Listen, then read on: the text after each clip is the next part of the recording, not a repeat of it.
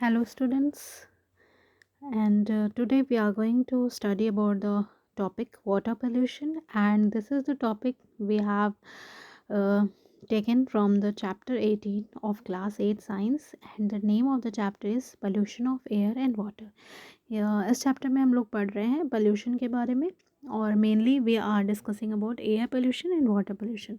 Earlier पिछले videos में हम लोगों ने एयर पोल्यूशन के बारे में पढ़ लिया है। अब हम लोग वाटर पोल्यूशन के बारे में डिस्कस करेंगे एंड यहाँ पे हम वाटर पोल्यूशन को देखेंगे, what is water pollution and कैसे ये पोल्यूशन होता है and what are the harmful effect of water pollution and how can we control it. Okay, so let's see. So 2/3 of the earth is covered with water. आपको पता है हमारी दुनिया का 2/3 जो अर्थ है वो वाटर से, पानी से कवर्ड है एंड उसमें से 97% जो वाटर है वो क्या है, सी वाटर है, वो ओशन में है, सॉल्टी वाटर है एंड 3% वाटर जो है वो क्या है, फ्रेश वाटर है। And humans are the only living beings who pollute water unnecessarily to sustain their modern lifestyle। आपको पता है इंसान, ये इस दुनिया में जितने भी लिविंग बींग्स हैं उसमें से इंसान एक ऐसा लिविंग बींग है जो अननेसेसरी बिना ज़रूरत के ही पानी को जो है वो पल्यूट करता है, हार्म कॉज करता है, सिर्फ अपनी मॉडर्न लाइफ को सस्टेन करने के लिए। वाटर पोल्यूशन है क्या? वाटर पोल्यूशन देखिए, when a water body is contaminated by sewage, toxic chemical, metal or any other substances in a quantity that is large enough to alter the natural quality of water।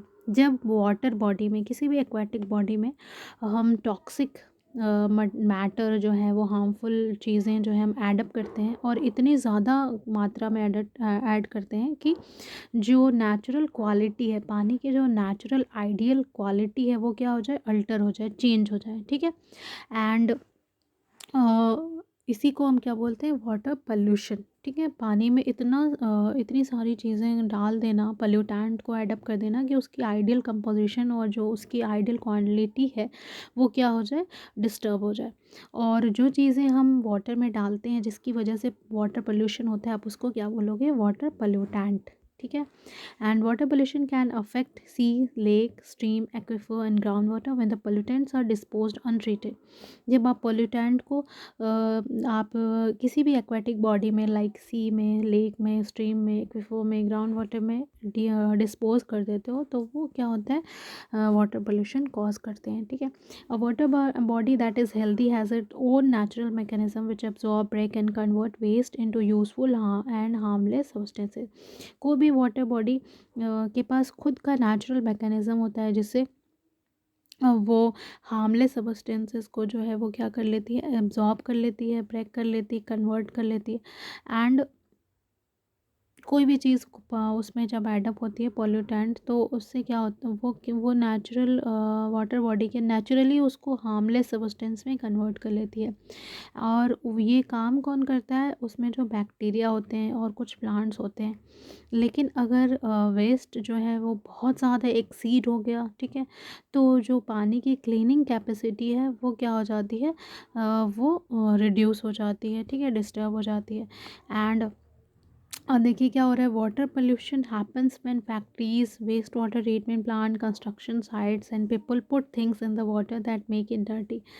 तो बहुत सारी sources हैं, जैसे कि हमारी factory है, waste water treatment plants हैं, construction sites हैं एंड लोग जो हैं सारे जो गंदगी वेस्ट मटेरियल होते हैं वो पानी में क्या करते हैं, डंप कर देते हैं। तो इस वजह से जो है वो वाटर पोल्यूट होता है। According to World Health Organization के अकॉर्डिंग देखिए, nearly 5 million people die each year by drinking polluted water. गंदा पानी पीने की वजह से, पोल्यूटेड कंटामिनेटेड पानी पीने की वजह से हर साल 5 मिलियन लोग जो हैं वो मर जाते हैं। So this is a very big data।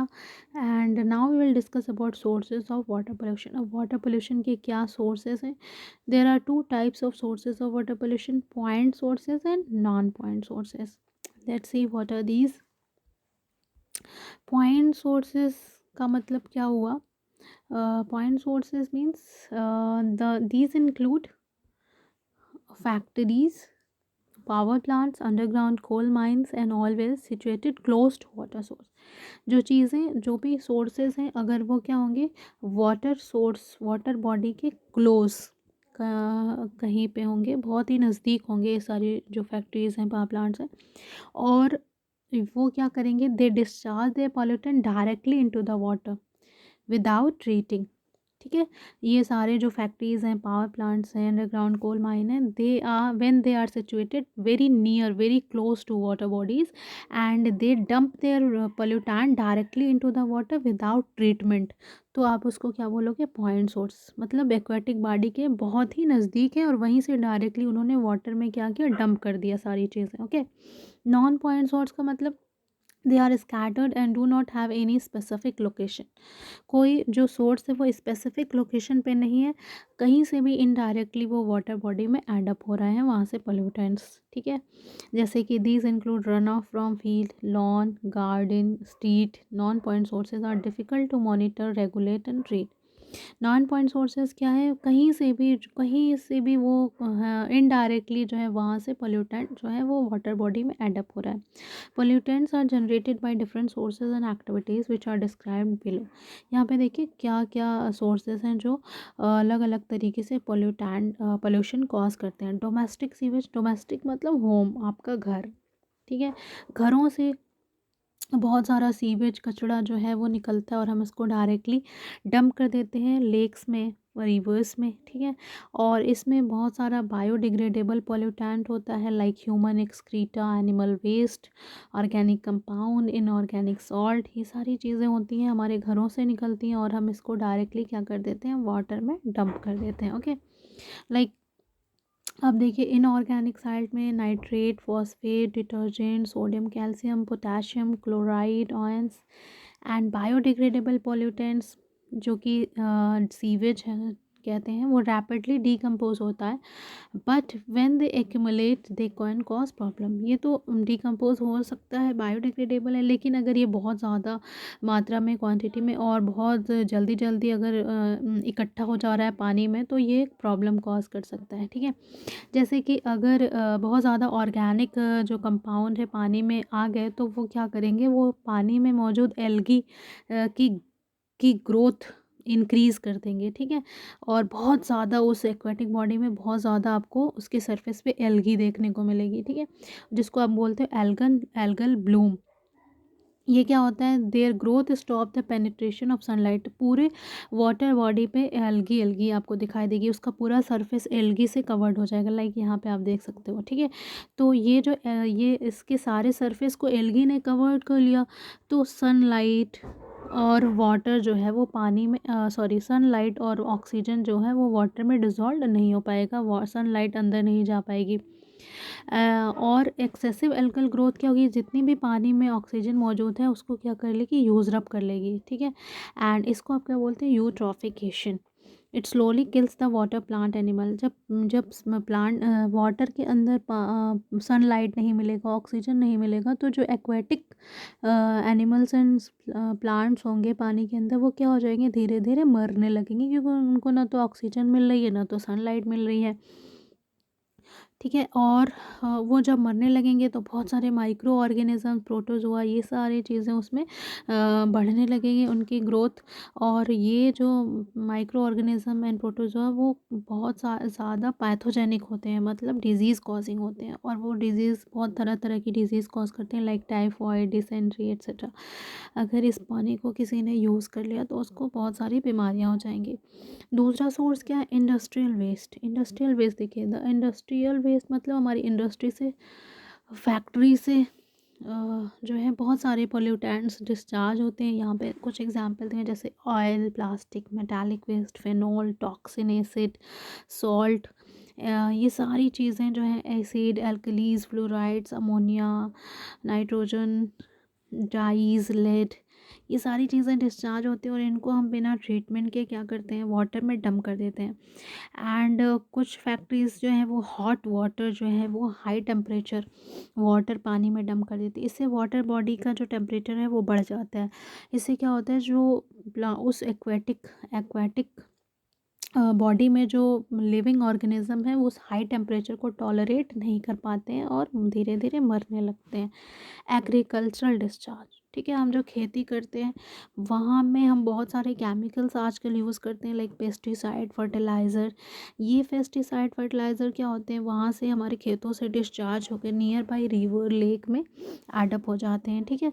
और ये क्या है, दीज आर द टॉक्सिन्स, ये पॉइजन है, ठीक है। ये पॉइजन जब पानी में जाएंगे तो क्या होगा, लिविंग बींग, जो पानी में मौजूद लिविंग बींग को किल करेंगे। जैसे डीडीटी है, एंड्रीन है, हेपेटक्लोर है, टॉक्सोफैन, ये सारे केमिकल्स हम यूज़ करते हैं, ओके। एंड कुछ केमिकल्स क्या होते हैं, they percolate through soil along with water into the underground water streams, river, sea, causing its pollution. कुछ केमिकल होते हैं वो ज़मीन के थ्रू, ज़मीन के अंदर अंडरग्राउंड वाटर में सीप आउट हो जाते हैं और फिर अंडरग्राउंड वाटर पोल्यूशन कॉज करते हैं, ठीक है।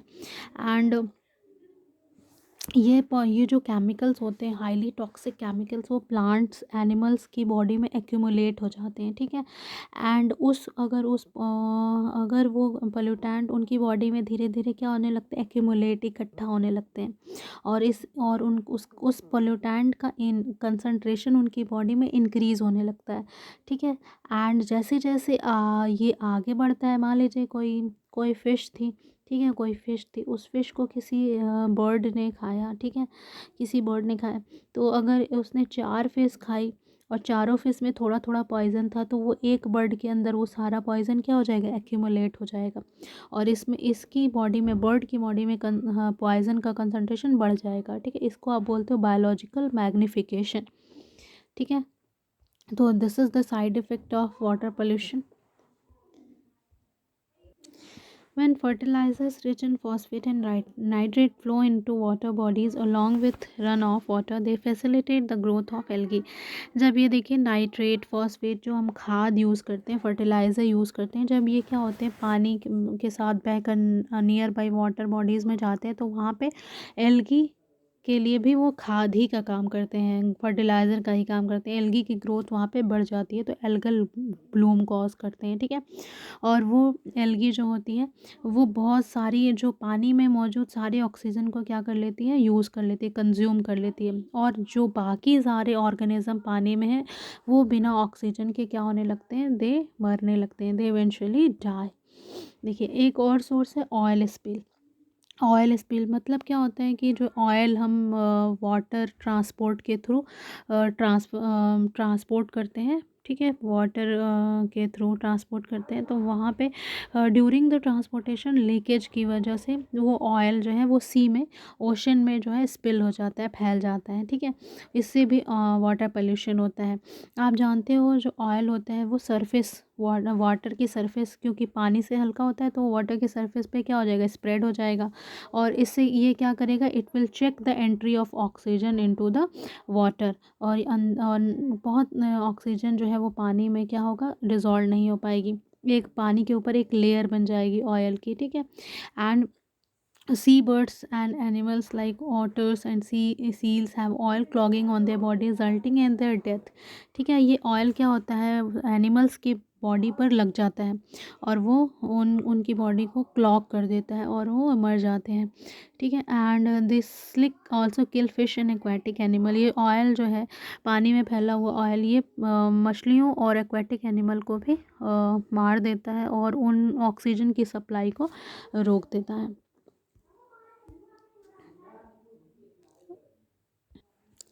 You have to study the case, you have to study about the Ganga action plan, ठीक है। तो ये केस स्टडी आपको पढ़ना है यहाँ पर। तो millions of people in the northern central and east India depend on the Ganga river for water for their daily need, ठीक है। गंगा एक नदी है इंडिया की, बहुत फेमस है, और जितने भी इंडिया में northern central and eastern India के लोग हैं वो गंगा रिवर पर डिपेंड है फॉर वाटर, पानी के लिए, ठीक है। और WWF ने ये पाया कि वर्ल्ड वाइल्ड फंड एक ऑर्गेनाइजेशन है, उसने ये पाया कि Ganga is one of the 10 most endangered river in the world, ठीक है। गंगा में पोल्यूशन बढ़ता जा रहा है और ये पूरी दुनिया की one of the 10 most endangered river में इंक्लूडेड है, ठीक है। एंडेंजर्ड है ये, मतलब ये ख़त्म हो रही है नदी धीरे धीरे। एंड ये ऐसा क्यों हो रहा है? Because cities and town situated on the bank of Ganga through large quantities of untreated sewage, garbage, dead bodies etcetera directly into the reverse. तो ऐसा क्यों हो रहा है? जो इसके आसपास सिटीज़ और टाउन्स हैं वो क्या कर रही हैं, जो भी अनट्रीटेड सीवेज है, गार्बेज है, डेड बॉडीज़ है, ये डायरेक्टली जो है वो गंगा नदी में डंप कर रही हैं विदाउट ट्रीटमेंट। ठीक है। और at many region in the river the pollution level are so high that no aquatic life can survive। कुछ कुछ जगहों पे तो पोल्यूशन इतना ज़्यादा है कि उस जगह के पानी में एक्वाटिक लाइफ सर्वाइव ही नहीं कर सकती है, मतलब वहाँ पे कोई लाइफ ही नहीं है। ओके, कोई एक्वाटिक ऑर्गेनिज्म वहाँ पे सर्वाइव नहीं कर सकते हैं। इसको रोकने के लिए इंडिया में गंगा एक्शन प्लान लॉन्च किया गया इन 1985। इसका एम क्या था? To reduce the pollution level in the river, ताकि नदी गंगा रिवर में जो पोल्यूशन है उसको घटाया जा सके, कम किया जा सके।